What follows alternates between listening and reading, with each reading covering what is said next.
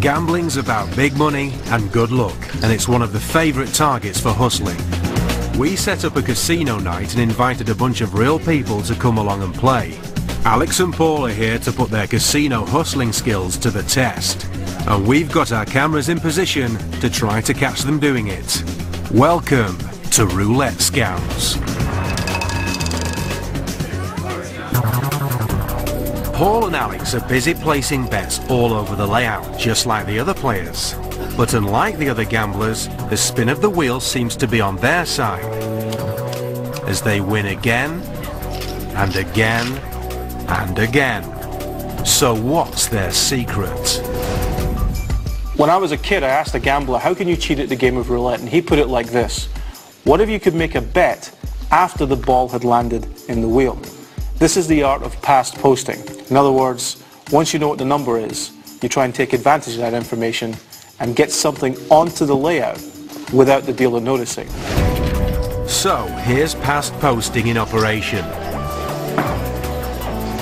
There are no bets on the red diamond. But a moment later, an extra chip appears on the winning colour. But how is it done?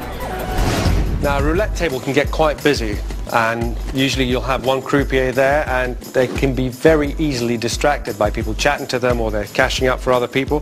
What I do is I keep a chip hidden underneath my arm here, and I'm also at the same time holding a couple of chips here.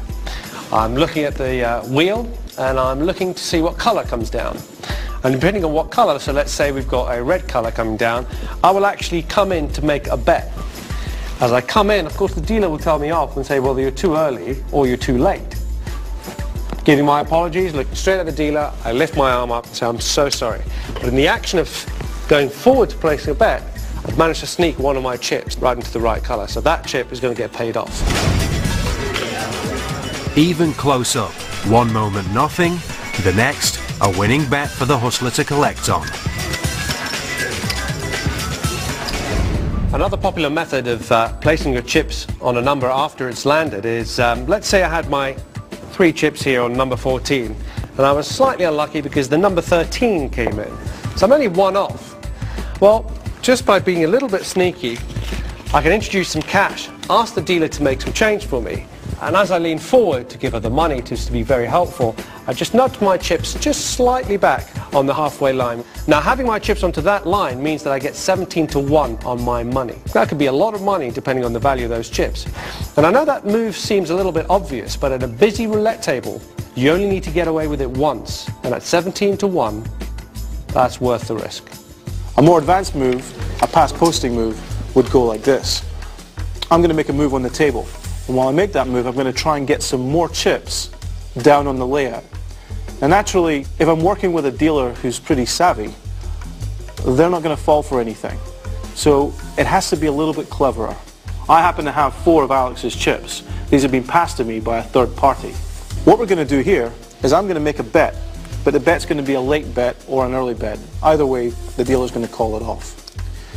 As I reach over like this, all attention is on here. But I'm secretly laying these chips underneath my arm. So the bet looks like this. I come back. The dealer's going to tell me to take those chips back. I'm going to apologize, but Alex is going to make a very healthy profit on that line.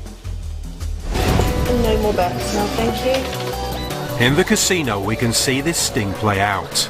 Under the cover of placing a late bet, Paul drops Alex's chips onto the winning line. Here it is again. One moment the square's empty, then when Paul sits back down, it's loaded with chips. It's subtle but very effective, and Alex collects on a bet he didn't even place. Did you? Yeah. How's it feeling? We can actually take this idea one step further. If we put a bet down here for Alex and he's going to make a lot of money, if I can get it on a number that hits, we're going to make an awful lot of money. How do we do that? Let's imagine there are some bets down on number 32. We don't happen to have a bet on that number. But I'm ready with 2 of Alex's £100 chips underneath my stack. If I see that number comes up, just before the dealer can look over, I come over like this and lay these down and say, can I put a bet down now? It's a joke, but the dealer's going to make me take the chips away. Usually they don't have much of a sense of humor. But I only take my chips away, leaving these over here. Alex has got £200 on a 35-to-1 number, and he hasn't gone anywhere near it. And this is probably one of the most brilliant pass posting scams that has ever been invented.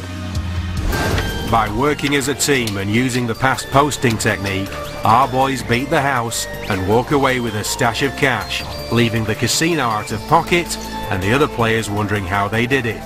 The chap in the right corner, I would say, yeah, he was all over the table. So I was trying to watch him to see what his luck was. He put the bets over the table and it paid off actually. He looked like he was playing the game like everybody else. I would like to pay attention to what he's doing next time.